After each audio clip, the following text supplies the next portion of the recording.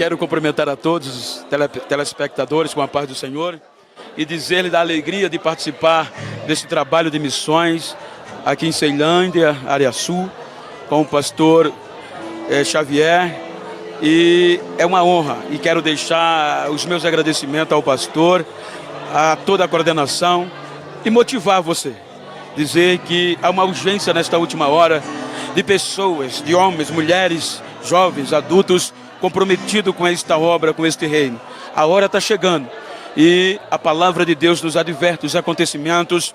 A natureza está nos conclamando a divulgar cada dia mais o Evangelho. Quero parabenizar esta igreja por a iniciativa desta visão missionária de estimular nos irmãos o legado do Calvário, que é o amor e a proclamação do Evangelho.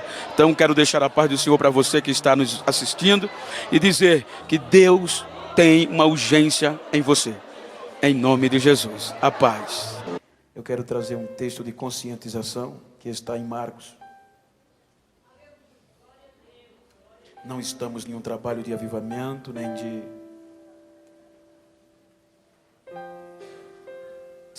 missões. E eu quero falar-lhes sobre o que a palavra, o Evangelho faz. Pois nós bem sabemos a história do Calvário. E seria bonito nós dissertarmos, mas eu quero provocá-los a vivermos o que o Calvário nos proporcionou. Vivermos a nossa realidade.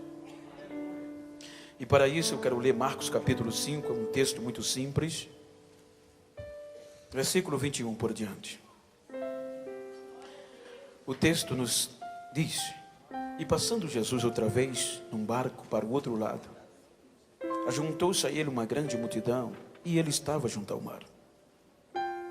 E eis que chegou um dos principais da sinagoga, por nome Jairo, e vendo-o, prostrou-se aos seus pés, e rogava-lhe muito, dizendo: minha filha está moribunda ou enferma, rogo-te que venhas e lhe imponhas as mãos, para que sare viva.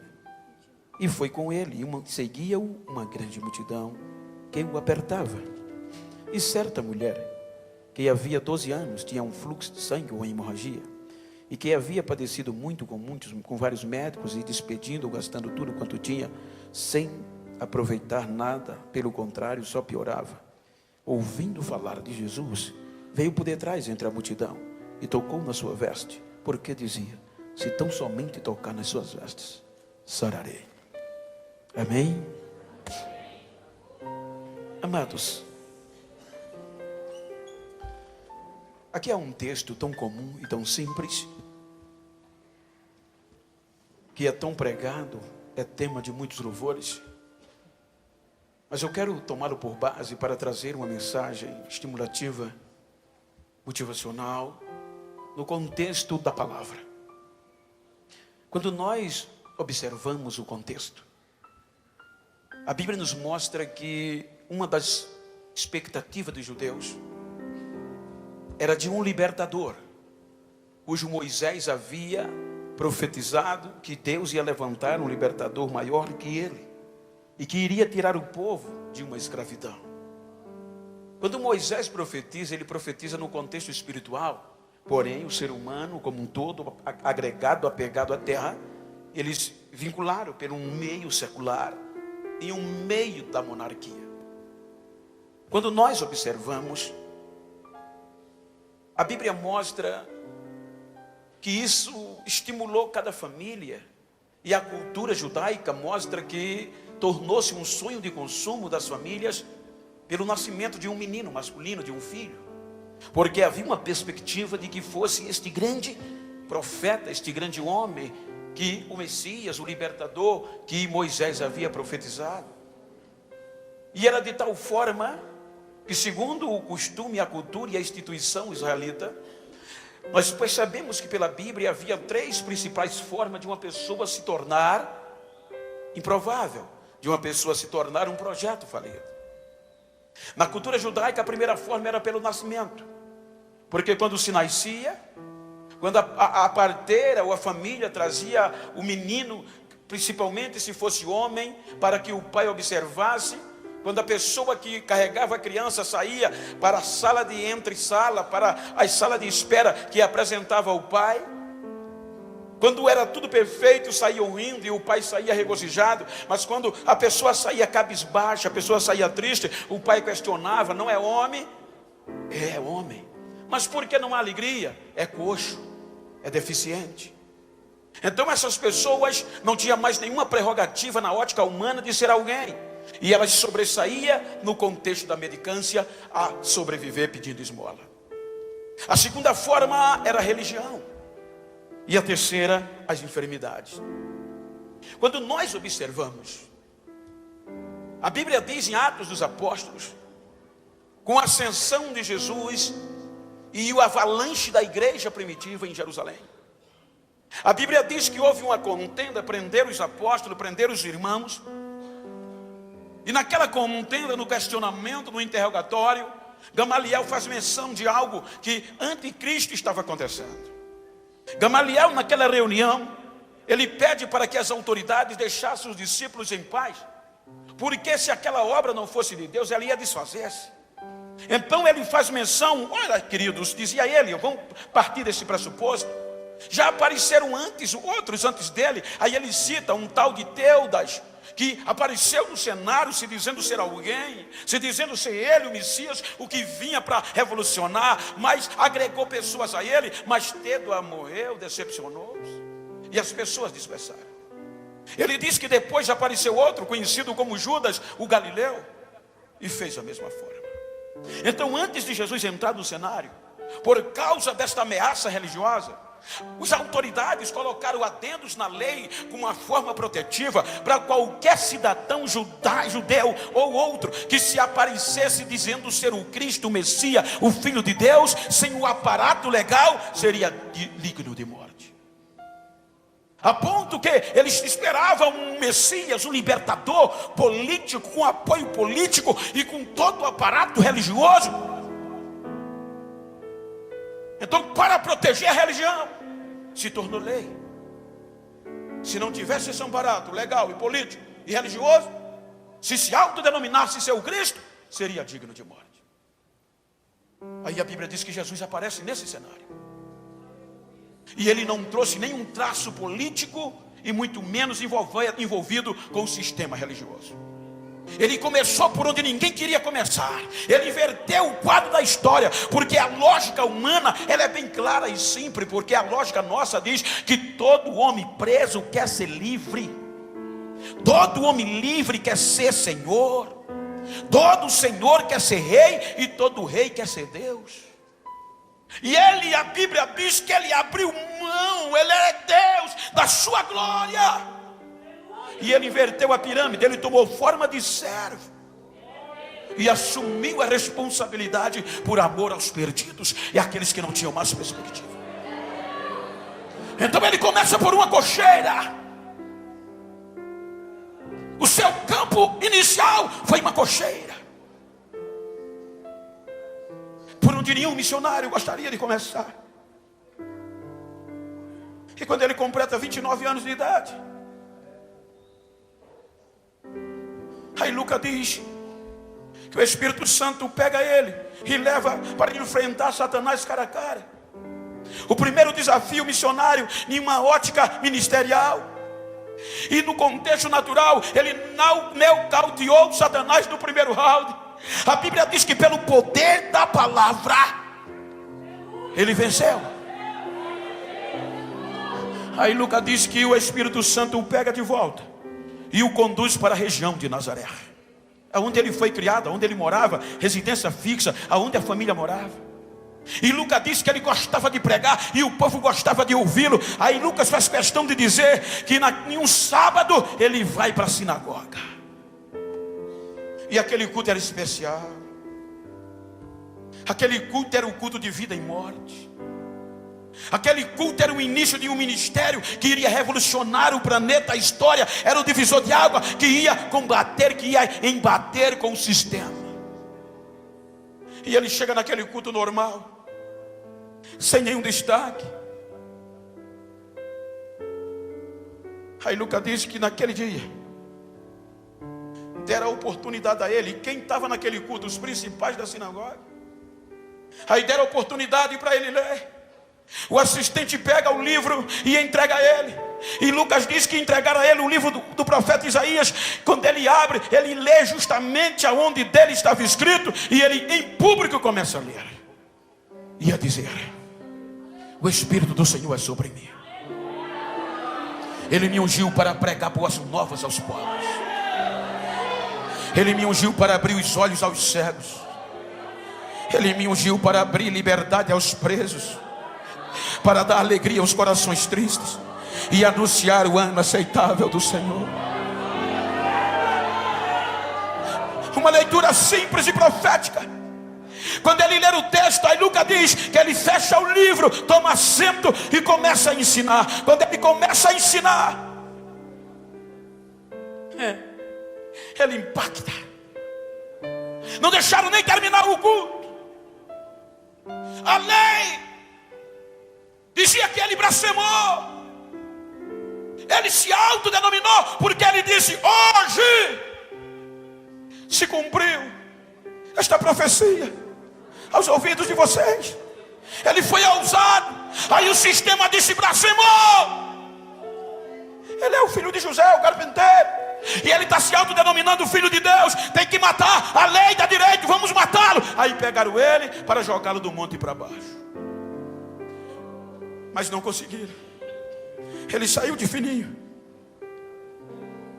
Como não está escrito, como não conseguiram matá-lo, expulsaram ele de Nazaré, expulsaram ele da cidade, e ele foi morar em Cafarnaum. E ele não parou de pregar. Ele continuava fazendo a obra. Os fariseus enlouqueciam, porque debaixo de tanta ameaça, aí era que ele fazia missões. A Bíblia nos mostra que ele foi pregar na região de Herodes e impactou aquela região. O sistema ficou preocupado, as pessoas aglomeravam, olhavam e diziam: nunca ninguém pregou assim. Que homem é esse? De onde ele vem? Que autoridade é essa? As pessoas se aglomeravam.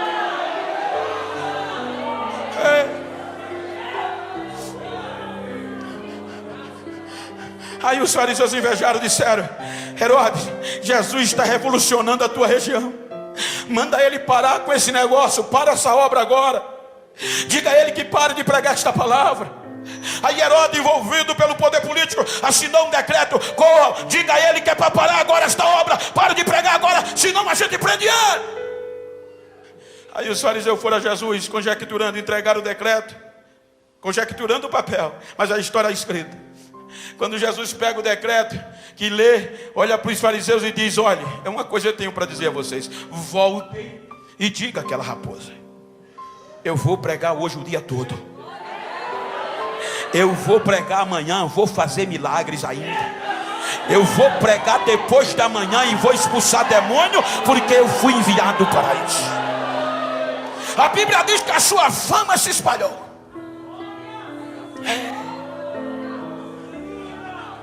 Ele continuou fazendo a obra. Só que lá em Nazaré acontece algo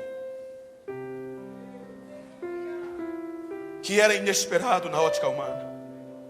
A Bíblia diz que a filha do principal, no pastor da igreja que Jesus pregou, a filha de Jairo, foi acometida de uma enfermidade.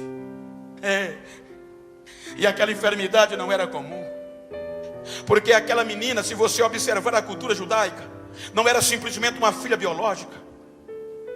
Olha o que é que a história faz.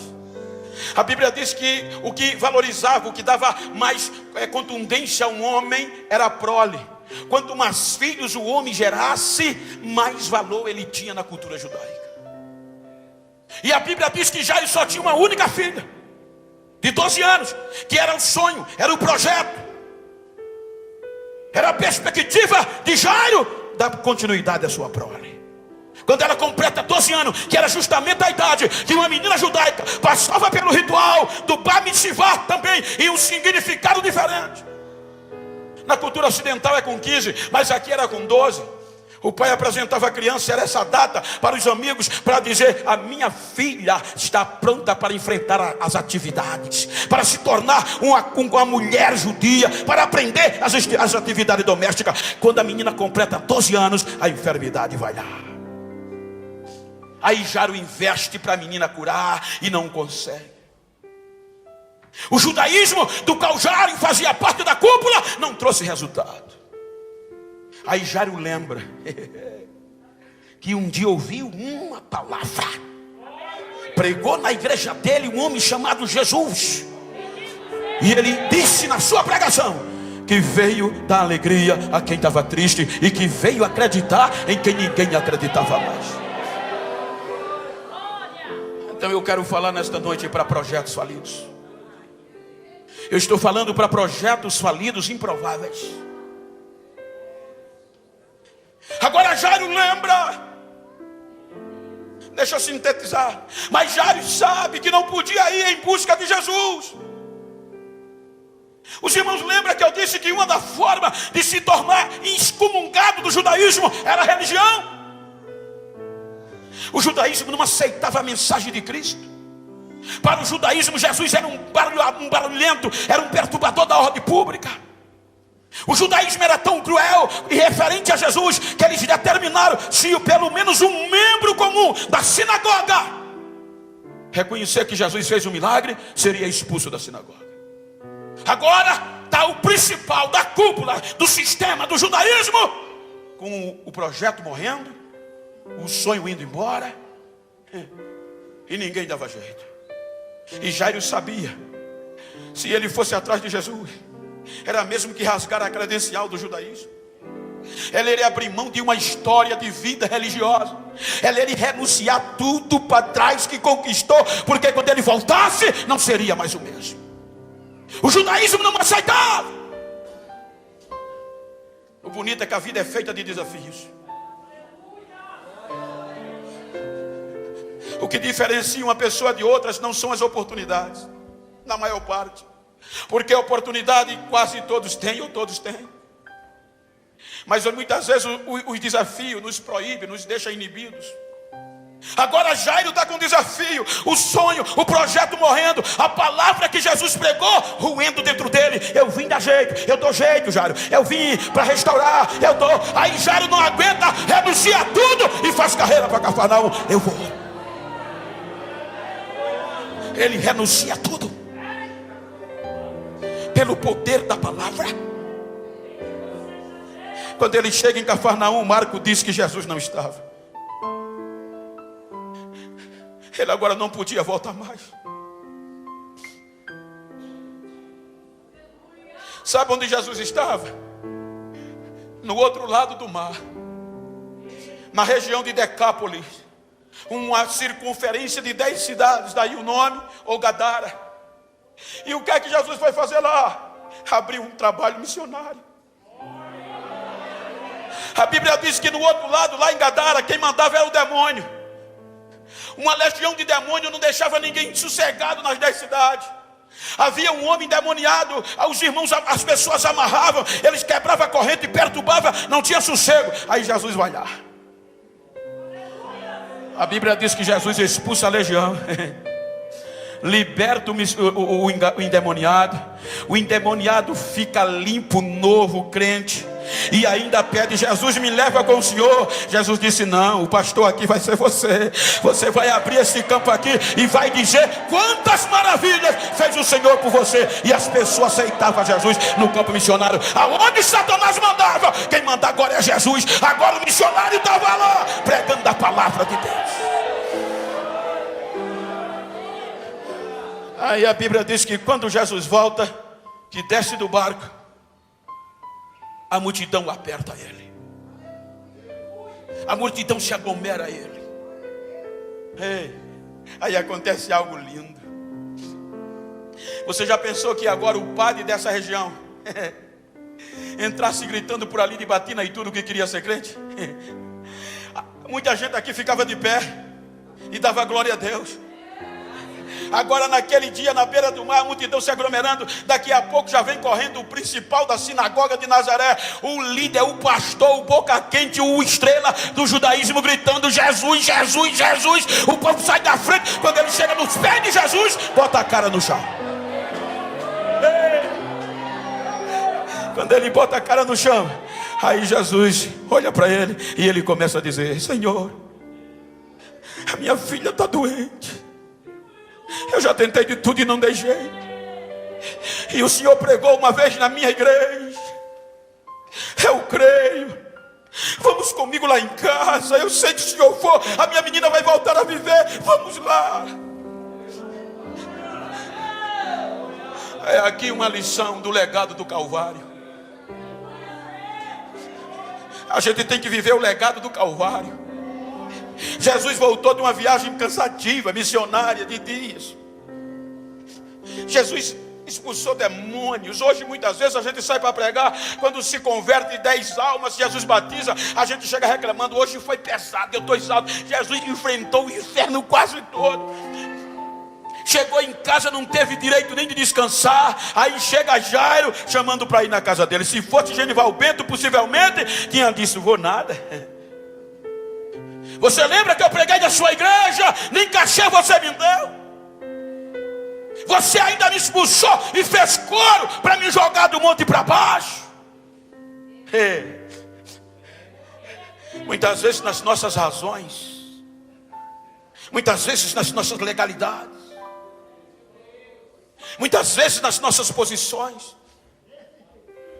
a gente se enche de rajão e se esquece do maior legado do Calvário. Jesus, quando sabia que ia ao Calvário, ele olhou para os seus discípulos e disse: se vocês pregarem bem, todos saberão que vocês são meus discípulos. Não, ele não disse: o novo mandamento eu dou a vocês, se vocês aprenderem a cantar bonito, todos vão saber que vocês são meus discípulos. Não, ele não disse isso. Ele disse: se vocês amardes uns aos outros como eu vos amei. Precisa muita coisa não, só precisa amar um ao outro. A gente está brigando por muitas coisas da terra e está se esquecendo do maior legado do Calvário, que é o amor ao próximo.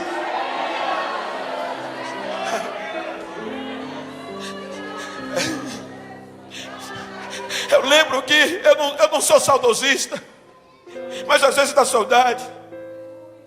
A gente não tinha estrelas nos nossos púlpitos. A gente não tinha popstar nos nossos púlpitos. A igreja não precisava assinar contrato nem depositar cachê para ninguém me pregar. Nada contra, fique certo, isso estou dizendo porque me vem a memória do amor. Sabe quem ocupava os nossos púlpitos, as nossas igrejas? Os pés rachados, os ignorantes, os promode, Jesus, os pra riba. Não tinha hotel para ficar, mas olhava para a família e dizia: véia, fica aí, meu amor, eu só venho para o mês. Você vai para onde, meu filho? Eu vou sair para ver se Jesus me dá uma alma. E passava 15 dias andando a pé, enfrentando rios, para ganhar uma alma. E quando ganhava, voltava regozijado. Hoje a gente tem tudo fácil.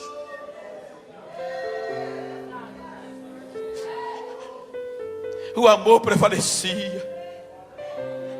Jesus tinha 1000 motivos para dizer a Jairo: eu não vou. Mas ele olha para Jairo e diz: vamos lá, Jairo, eu vou com você. Eu vou devolver teus sonhos, os teus projetos. E ele parte para a casa de Jairo. Aquilo era tão inusitado que a multidão diz: a gente vai também. Aí a multidão acompanha, a multidão vai atrás. Aí olha o que é que o escritor faz questão de registrar. Aí Marcos tira,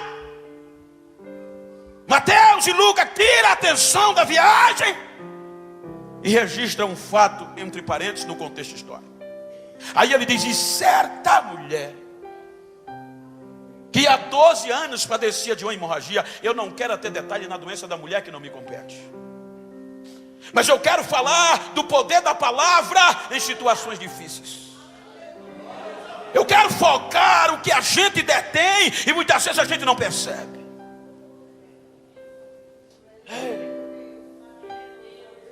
Há doença que aquela mulher foi acometida era uma doença terrível. Era questão de saúde pública. Olha o que é que diz o livro da lei de Moisés, Levítico, e Número, capítulo 5. Deus diz a Moisés: se algum homem ou mulher for acometida de um fluxo de sangue e não ficar curado no tempo hábil, se tornou imundo, tem que ser extinta do arraial. A doença que aquela mulher foi acometida tornou-se questão de saúde pública. Só para vocês terem uma pálida ideia, no mês passado eu fui pregar num congresso de missões na Suíça.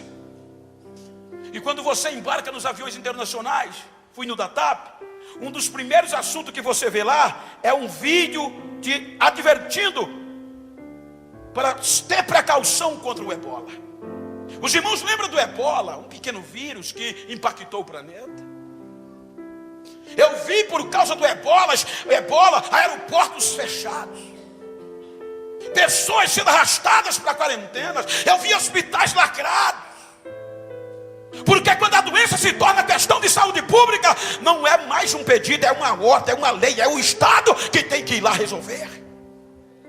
Então a doença daquela mulher se tornou questão de saúde pública.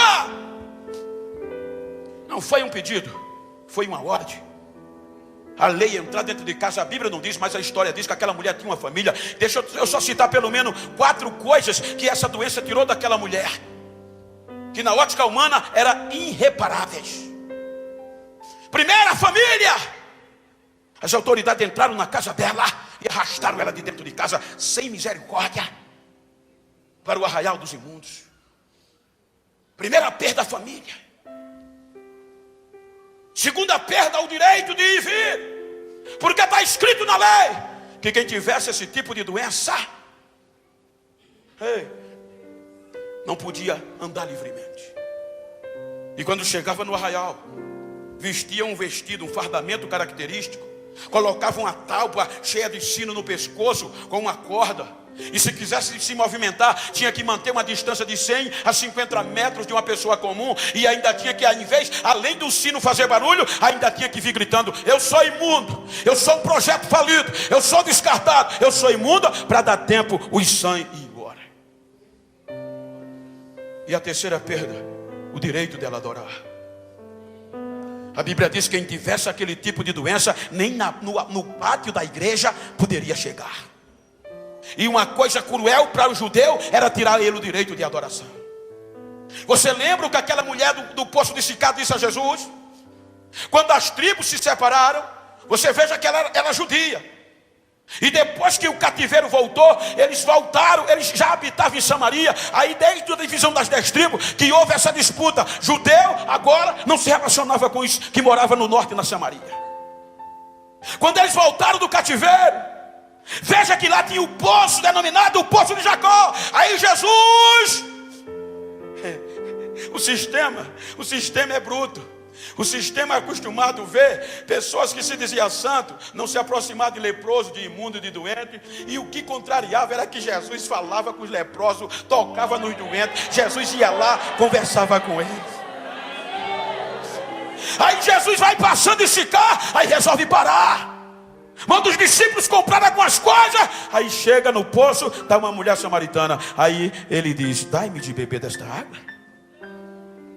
A mulher se assusta: como pode você, sendo judeu, pedir água de beber a mim, que sou uma mulher samaritana? O senhor não sabe que os judeus não se relacionam com os samaritanos? Se tu soubesse quem fala contigo, tu me daria de beber e eu te daria de beber da água viva. Ele não perdia tempo. Aí a mulher, sintetizando, a mulher passa na cara de Jesus: mas vocês dizem que o lugar certo de adorar é em Jerusalém, mas vocês não deixam a gente ir. Por isso que eu e os meus pais adoramos nos montes. Aí Jesus diz: filha, a gente fala do que sabe. E eu te digo uma coisa: a hora está chegando. A hora vem que nem em Jerusalém adorarão, e nem muito menos nos montes, mas os verdadeiros adoradores vão ter a liberdade de adorar o Pai em espírito e em verdade. A hora está chegando, a hora está chegando.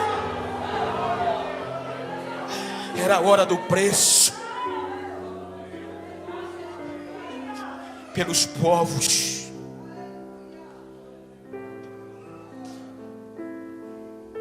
Aí a mulher agora vai para o arraial dos imundos. E a quarta e a pior perda: família, direito de ir e vir. A terceira, adoração. A doença roubou tudo dela. E a quarta foi a pior, a identidade. Quer ver uma coisa de quem é acometido de uma doença que se torna caso de saúde pública? Se eu perguntar o nome de alguma pessoa famosa aqui, alguém vai dizer. Mas me diga o nome de um daqueles que foi infectado pelo ebola. A doença da mulher tirou o próprio nome porque a lei assim exigia. Veja que no mesmo dia, os mesmos escritores, falando na mesma reunião, o mesmo Jesus, quando eles apresentam a história de Jairo, ele diz um principal, diz até o cargo, chamado Jairo. Mas quando ele fala o resultado da imunda, ele quando o nome, ele diz uma certa. Perdeu tudo. E agora jogada no arraial dos imundos. Jogada, esperando só o dia da sepultura abrir para ela entrar. Mas olha o que é que a Bíblia fala de tão lindo. Por inferência, a Bíblia nos diz que o crer vem pelo ouvir.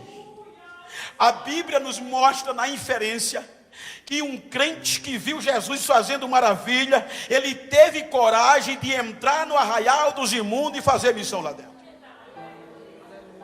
A Bíblia, por inferência, nos mostra que quando aquele missionário entra no arraial dos imundos, ele abre um diálogo com a mulher, porque está escrito, ouvindo ela falar de Jesus. E a Bíblia nos dá o que ele pregou. Por inferência. Ele chega lá, irmã, e vê a mulher morta, desestimulada. Para mim não tem mais jeito, moço. O senhor está pregando aí, mas a lei já me condenou. Eu sou um projeto falido. Estou só esperando o dia da sepultura. Aí o missionário, o pregador disse, se a senhora visse o que eu vi, a senhora não dizia mais isso. Mas não tem mais jeito. Se a senhora tivesse onde eu estava, a senhora mudava de ideia. Olha o que ele prega. Mateus capítulo 14, 34 por diante. Lucas 16, versículo 17 por diante. Está lá escrito. Ele, por inferência, relacionando os textos, ele começa a dizer, dona, moça, deixa eu pregar aqui para a senhora. Jesus uma certa vez chegou na região do mar. Ele sentou e começou a abrir a boca para pregar. Está escrito ensinar. Aí quando as pessoas reconheceram que era Jesus de Nazaré, as pessoas faziam carreira para lá e ele ensinava. Aí vieram pessoas de Tiro, da região do mar, vem pessoas de toda a região marítima. E dona, eu vi, as pessoas vinham, traziam os doentes nas costas, traziam os endemoniados, e quando chegava perto dele, implorava para pelo menos tocar na veste dele. Dona, eu vi, as pessoas tocavam, os demônios corriam, as enfermidades iam embora. Ainda tem jeito sim, ainda tem jeito. A palavra missão não é coisa de gente normal. Se você for normal, você não faz missão. Tem jeito sim. Tem jeito, dona. Olha o que a Bíblia diz, o pregador vai embora e a mensagem fica. A nossa missão é pregar. Aonde quer que seja, pregue. Pregue. Um dia eu entrei na casa do irmão biológico, bêbado, zombava de crente. Vocês só gostam de dinheiro, pastor. Vocês não prestam de esculhambou, bebeu. Eu vou beber mais uma cerveja e vou cuspir na sua cara. Beba. E eu pregando. Quando ele estava bem embriagado, disse, agora ore por mim que eu quero ser crente. Eu orei e fui embora. Se tornou mais crente do que eu. Eu fui embora e ele ficou sã. E no outro dia estava falando coisas do céu. O pregador vai embora e a mulher fica com o psicológico roendo e a palavra queimando por dentro. Legados do Calvário. Legados do Calvário. A mulher começou a correr para lá e para cá. E ela dizia, não tem jeito. A lei dizia para ela, você já está acabada, você já está morta. A palavra do pregador dizia, mas ele dá vida até quem já morreu, dona. A lei dizia: a senhora já está descartada, não tem mais jeito, a senhora vai fazer muito barulho para poder lhe atender. A mensagem do missionário dizia: dona, não precisa fazer barulho, é só tocar, é só tocar, não precisa fazer, é só tocar. Mas se você for... Olha o que a Bíblia diz. A mulher começou a andar para lá e para cá e dizer: se tão somente eu tocar. O que a palavra não faz? Se tão somente eu tocar. Imagina ela no arraial. Ele disse que só precisa eu tocar. Eu já estou acabada mesmo. E a palavra cortando lá dentro. Sabe de uma coisa? Eu vou atrás dele. E ela faz carreira. Tira o sino, tira o vestido de leprosa, de imunda, melhor dizendo, e entra atrás de Jesus. Quando ela chega na multidão, o maior obstáculo não era a multidão na ótica humana.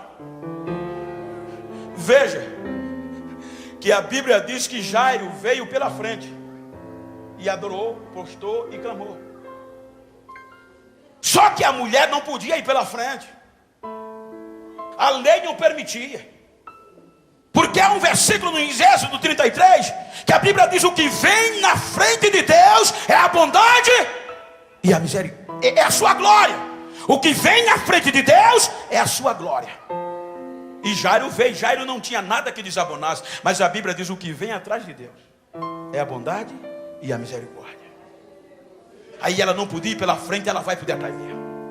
Quando ela chega por detrás, o que aquela mulher estava fazendo era coisa de doido, irmão. Isso é a palavra que faz. Você já viu alguém dizer: rapaz, uma pessoa normal não faz uma coisa dessa? E o melhor é que Jesus gosta de crente doido. No bom sentido, crente desafiador que tem coragem de fazer o que ninguém faz. Eu lembro, permita-me só recapitular se eu já disse, mas eu lembro agora que eu estava pregando em um trabalho de convenções. E alvoroçou-se a reunião, porque o pastor contou um testemunho de uma irmã que num tempo de seca, arrebentando tudo, o pastor de uma pequena igreja fez um desafio, o tudo morrendo, o gado, a plantação, e o pastor gritou naquele dia, no final de um culto de domingo: quem quer ver chuva cair? O povo ficou parado. Era impossível. Ele disse: quem quer passar 30 dias de oração comigo? O povo parado. Ele disse: depois dos 30 dias Jesus vai mandar chuva. O povo parado. Ele disse: olhe, se depois dos 30 dias de oração Jesus não derrama chuva, eu saio dessa cidade e fecho a porta da igreja. Os irmãos disseram: ele agora endoidou, vamos atrás dele. Amém. Aí ele disse: amanhã, segunda-feira, começa a campanha, 7 horas da noite, todo crente aqui para começar a campanha de 30 dias. Amém? Amém. Os irmãos foram para casa. O assunto do dia era a campanha. Quando deu 6:30 da noite, vem aquele grupo de pessoas para oração. E sabe o que provocou o céu? No primeiro dia, uma irmãzinha já vinha com guarda-chuva debaixo do braço. Disseram para ela: a senhora está doida, tá? Ela disse: eu conheço o meu Deus. Ele é Deus das coisas loucas. Ele gosta de desafios. Começaram 7 horas a oração. Quando deu 20 minutos de oração às 7:30, aí o pastor Zé Carlos disse que as telhas começaram a fazer barulho. Jesus derramou um toró de chuva tão pesado. 9 horas terminou a oração, ninguém podia ir para casa, assustado. A irmãzinha ai atrás da porta, pega o guarda-chuva, arma e sai mangando dos irmãos e cantando e dizendo: eu bem que disse, eu bem que disse, eu bem que disse, o meu Deus ainda é Deus das coisas loucas. Lembre que eu disse: missões não é coisa de gente normal. Missão não são coisas de gente normal. Ela vai e ela toca. Quando ela toca em Jesus, o organismo faz rebuliço lá dentro. Aí ela percebe que ficou curada. Agora a melhor coisa curada era se esconder. Jesus estava andando, a multidão estava andando, era a multidão andando e ela voltando.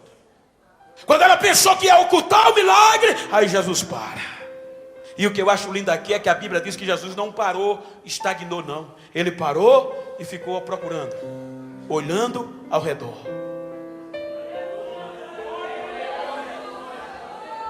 Como ninguém, enquanto ele procurava, a Bíblia diz que a mulher tremia e temia. Aí ninguém respondeu, ele grita: quem me tocou? Aí os discípulos disseram: Senhor, pensa bem, a multidão te aperta e o Senhor vem perguntar quem lhe tocou. Aí ele grita: alguém aqui me tocou. Eu senti que de mim saiu virtude. Quem me tocou? Aí a mulher faz carreira de lá. A mulher faz carreira, fui eu. Agora ela não vem mais por detrás. Ela agora curada, ela vem pela frente e bota a cara no chão e começa a adorar. Fui eu.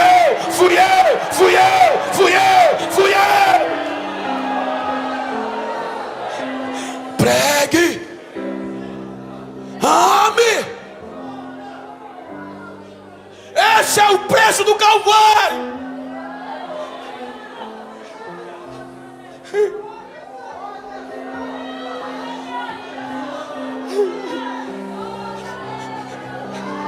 Os anjos desejavam isso, mas Deus disse: não, eu vou confiar a eles, a quem ninguém acreditava, mas o meu filho pagou o preço, vai ser eles. Ame. E quem ama fala, prega.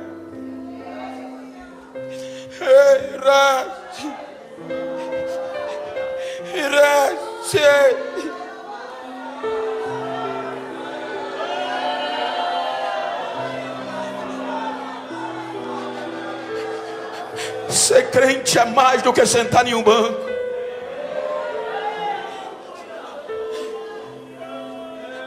Nós não vamos ser cobrados pelos sermões que pregamos.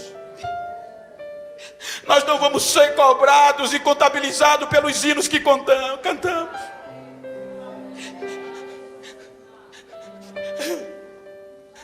Quantas almas? O que você fez pelos povos? Você abraçou o mendigo? Não, Senhor, mas eu abracei já.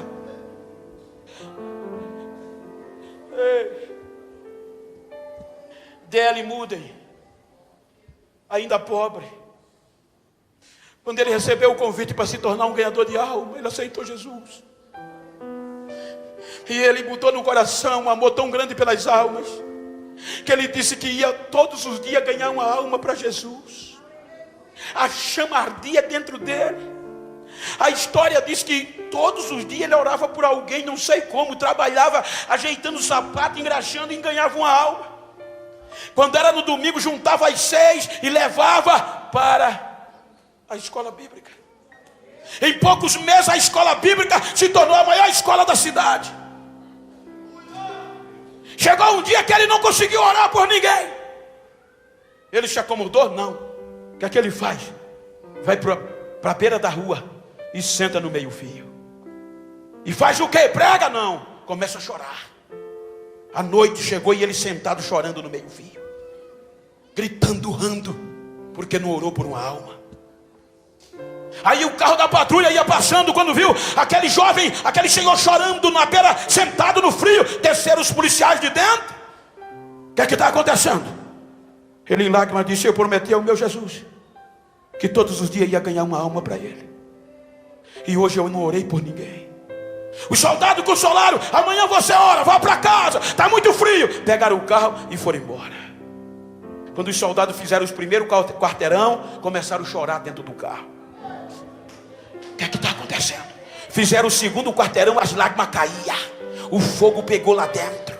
A chama, o amor de D.L. Moody atacou os soldados. Eles fizeram a volta do carro. Quando chegaram lá, ele ainda estava chorando. Eles desceram gritando: para de chorar, para, esta chama pegou a gente, e a gente quer aceitar o teu Jesus como Salvador. Legado do Calvário.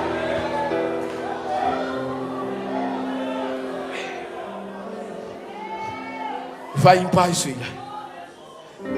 Toma os teus sonhos de volta. Toma os teus projetos de volta. Vai em paz. A tua fé te salvou. Bora, Jairo. Disseram: Jairo, acabou. A tua filha acabou de morrer. Acabou. Ei. Jesus olha e diz: só precisa acreditar, Jairo. Vamos lá. Ei. A Bíblia diz que na casa de Jairo já estava acontecendo a reunião fúnebre. Uma palavra que Jesus pregou moveu Jairo.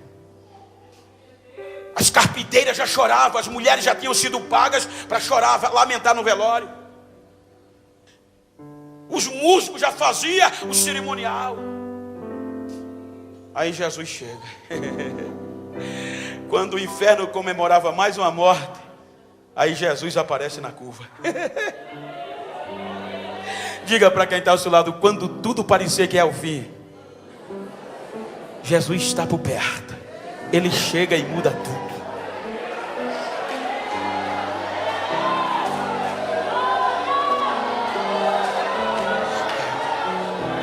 Deixa eu dizer, eu estava pregando em uma cidade chamada Murici, na BR-104, a cerca de 35 quilômetros de Maceió. Num domingo de manhã, em um congresso de jovem, e eu pregava sobre restauração.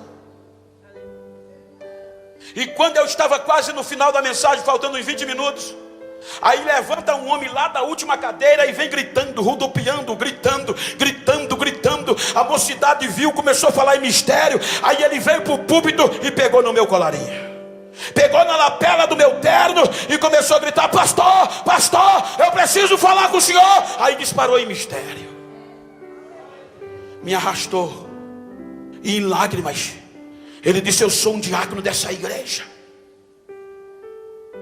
mas não tenho mais oportunidades, ninguém acredita mais em mim. Então eu resolvi parar, acabar com tudo, porque nem Deus ligava mais para mim no meu pensamento.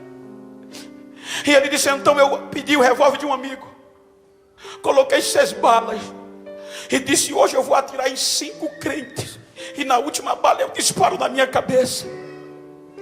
E quando eu ia pegando o revólver, Deus usou a sua boca para dizer que não me esqueceu e ainda acredita em mim.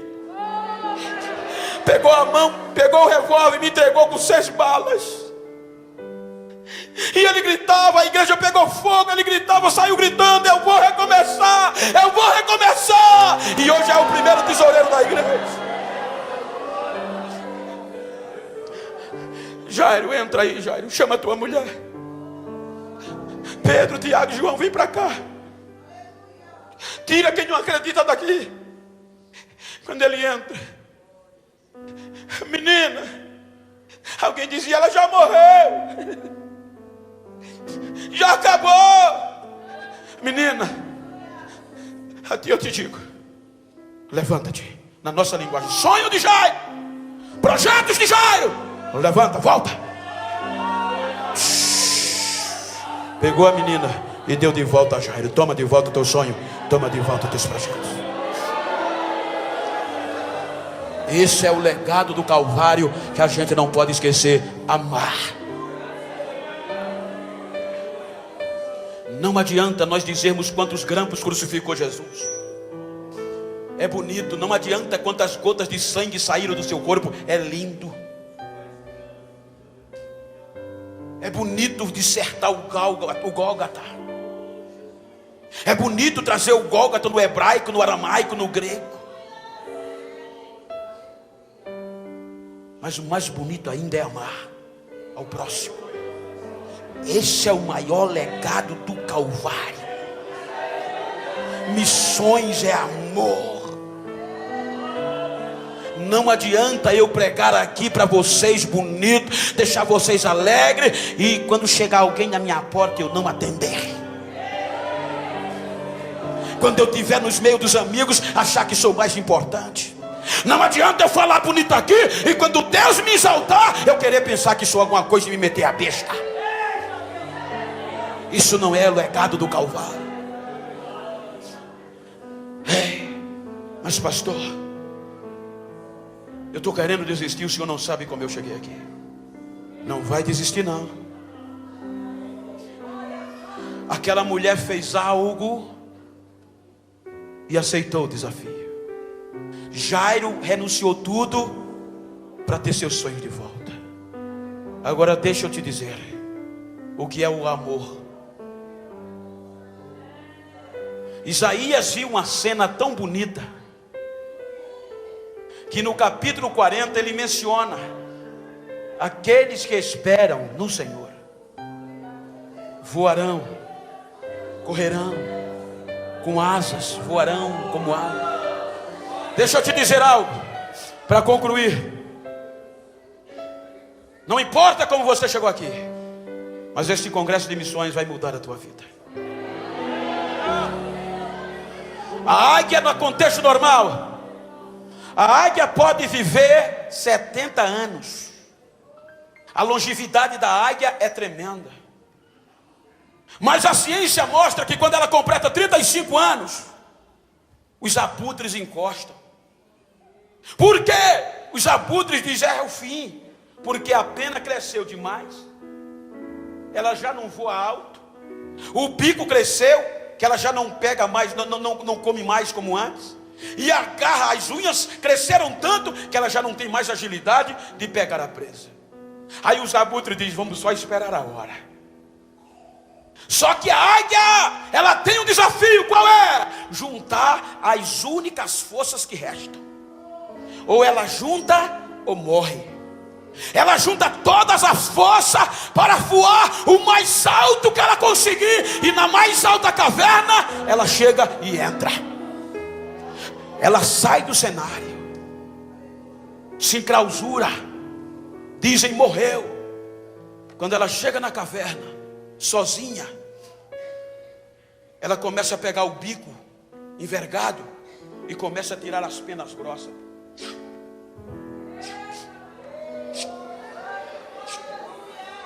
É as penas saindo e o sangue correndo.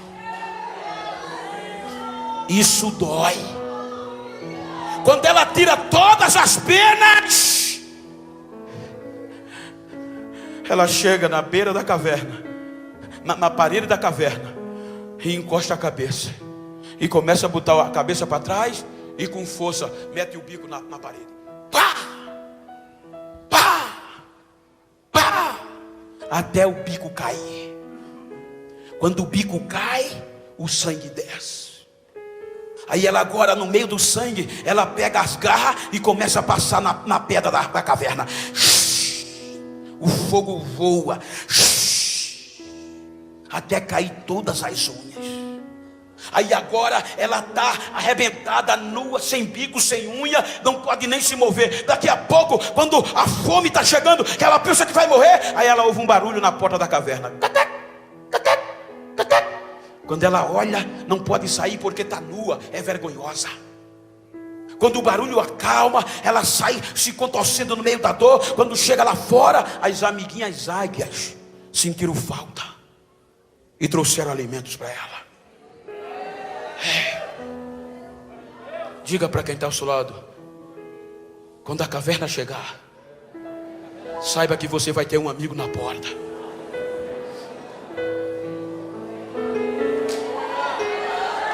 Isso é legado do Calvário.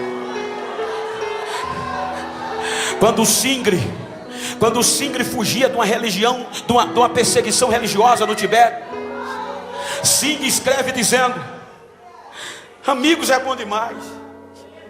Singri fazendo missões, houve uma perseguição tão grande que ele teve que fugir.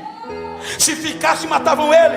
Se fugissem, era nevasca, era o gelo. O mês passado, em fevereiro, melhor dizendo, fevereiro, eu estava pregando a 18 graus abaixo de zero em Boston, o frio rachando, e aí eu fazendo missões lá dentro, era frio fora e o fogo caindo dentro. Eu hoje posso falar de nevasca. Aí ele disse que quando entrou na nevasca, quando andou alguns quilômetros, tinha um homem coberto de neve. Aí o coração disse: ajuda ele, faz um amigo. A razão disse: se tu ajudar, tu vai perder força. Aí ele vai, quando chega perto o coração vence. Aí ele baixa, aí quando ele baixa, tira o gelo de cima do homem, coloca o homem quase morrendo, balbuciando, coloca nas costas e sai andando no gelo, cansando, perdendo, suando. E quanto mais transpirava, mais força perdia. Chegou uma hora que ele não aguentou mais, aí caiu com a cara no gelo e o homem caiu nas costas dele. Só que o suor que ele transpirou deu ânimo ao homem. Quando ele caiu dentro do gelo, o homem que vinha nas costas olhou para ele e disse: ei, levanta, agora quem vai te carregar sou eu. Colocou ele nas costas e os dois saíram do outro lado. Diga para quem está ao seu lado: quer ser meu amigo assim? Diga: para ver os meus erros já está assim, ó. Diga: mas eu preciso de amigo para me dar carona quando a caverna chegar.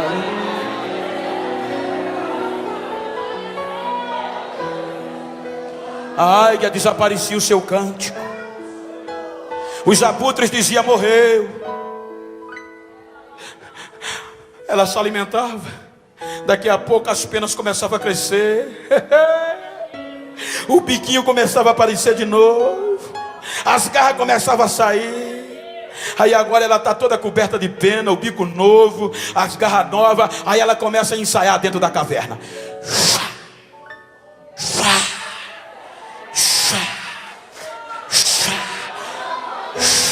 Dentro da caverna.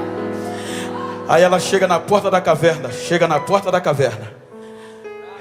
Olha para baixo, olha para cima, e o voo do recomeço é para baixo. Aí ela faz carreira de dentro da caverna e abre as asas. Quando chega no ar, ela paira e fecha as asas e bota o bico para baixo. Aí faz como um raio caindo. Aí os abutres dizem: vai morrer, bichinha, agora está depressiva, não aguentou a prova, ela não aguentou o processo da renovação, ela vai morrer, vai se esborrachar no chão. Antes dela bater no chão, ela descendo já abre o grito para cantar. Dá o rasante e pega subindo de novo e chega acima das nuvens. Fique de pé, por favor.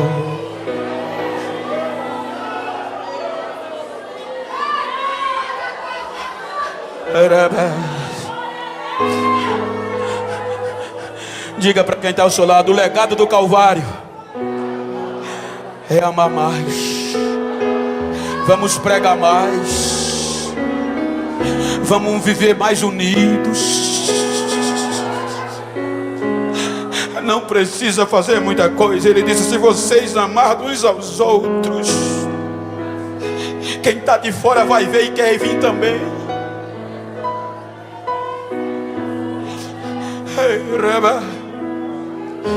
Agora vira para essa pessoa que está ao teu lado, se for do mesmo sexo.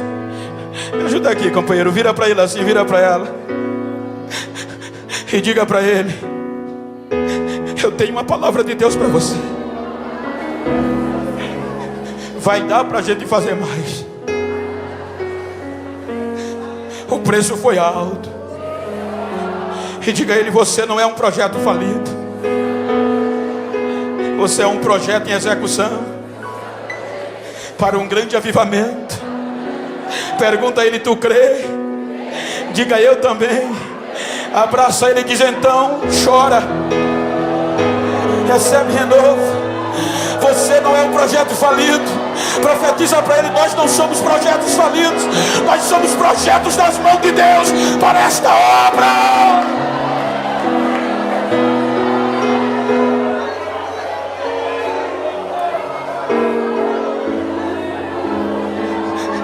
Ele acreditou em Jairo, ele acreditou na mulher, e ele acreditou em você. Ele acreditou em você quando ninguém acreditava. Ele acreditou.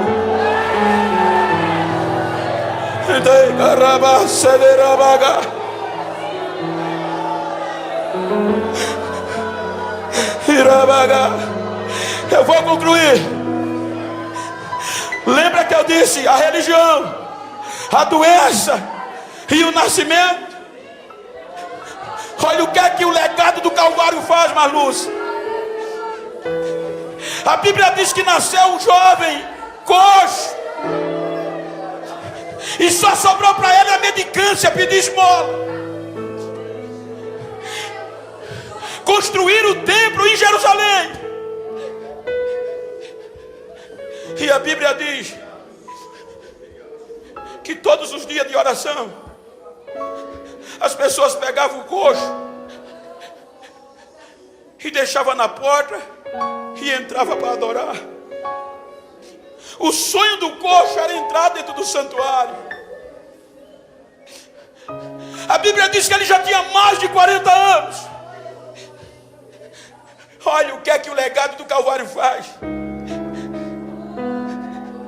Aí Pedro e João, depois do Calvário, vai para a oração das 3 horas da tarde. E justamente naquela hora vão trazendo o coxo. Coloca ele no lugar de pedir esmola e entram. Ele estava tão acostumado que quando Pedro e João passam, ele grita: senhores, dai-me uma esmola. A gente está preocupado em pregar palavras bonitas. Nós da nova geração queremos pregar tão profundo para deixar a agenda do próximo ano. Mas a mensagem que sempre salvou, batizou, curou, é a mensagem: Jesus salva, Jesus cura, Jesus batiza e em breve vai voltar. Não precisa ser doutor. Aí ele disse: senhor, me dá uma esmola pelo amor de Deus. Aí Pedro, cheio do poder do Calvário, disse: nós não temos prata nem ouro, mas o que temos te damos, em nome de Jesus o Nazareno, levanta-te. Ele não levantou, Pedro pegou pela mão: levanta e anda. A Bíblia diz que o coxo deu um pulo, esqueceu a esmola, olhou para dentro e disse: agora eu vou entrar. Ele fez carreira e entrou no templo dando glória. Quase 5.000 pessoas aceitaram a Jesus pelo poder da palavra. Adore, adore, você não é um projeto falido. O poder do Calvário acreditou em você. O legado do Calvário acreditou em você.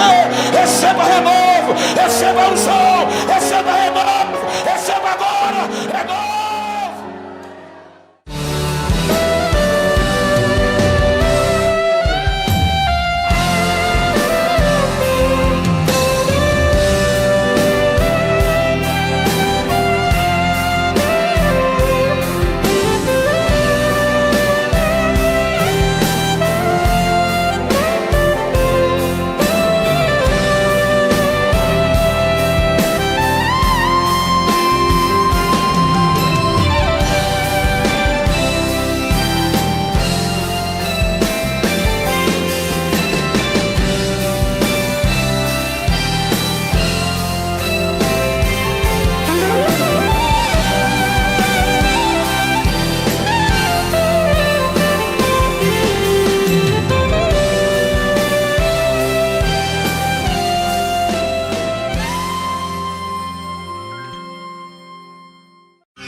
TV ADNP, 24 horas no ar. A sua companhia na internet. TV ADNP, um canal de bênção para você.